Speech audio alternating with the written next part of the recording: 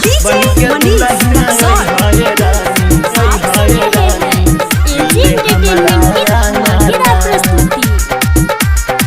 बन के दुल्हन आई हाय रानी मिले हमारा आंगना।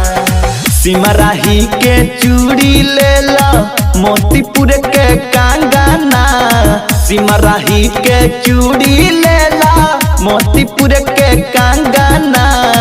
बन के दुल्हन आई हाय रानी मिले हमारा आंगना, बन के दुल्हन आई हाय रानी मिले हमारा आंगना।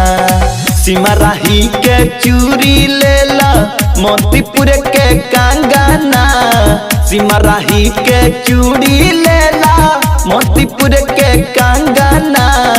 बन के दुल्हन आई हाय रानी मिले हमारा आंगना, बन के दुल्हन आई हाय रानी मिले हमारा आंगना। बन के दुल्हन आई हाय रानी मिले हमारा आंगना आंगना। आप सुन रहे हैं एजी एंटरटेनमेंट की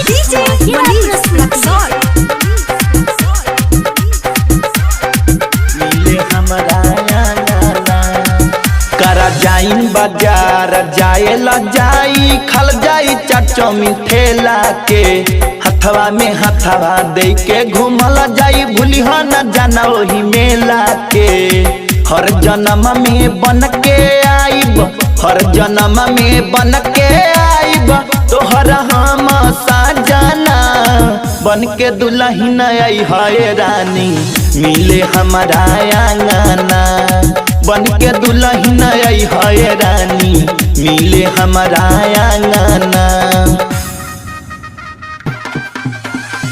बन के दुल्हन आई हाय रानी मिले हमारा आंगना। एजी एंटरटेनमेंट की बन के दुल्हन आई हाय रानी मिले हमारा आंगना। कुना कुआरा के बनबू तू दुल्हन ई बतियली हाँ तू मानी हो, घरवा के लोगवा कुछ नाही बोली सभे गइल बा जानी हो। हरियो माँ का सके टली हाँ नाही, हरियो माँ का सके टली हाँ नाही कवनो तू कहना। बन के दुल्हन आई हाय रानी मिले हमारा आंगना, बन के दुल्हन आई हाय रानी मिले हमारा आंगना। सिमराही के चूड़ी ले ला मोतीपुर के कंगना, सिमराही के चूड़ी ले ला मोतीपुर के कंगना।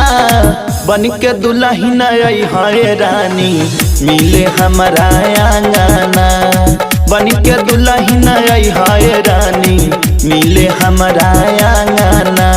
तमाशा डिजिटल रिकॉर्डिंग स्टूडियो लखौरा।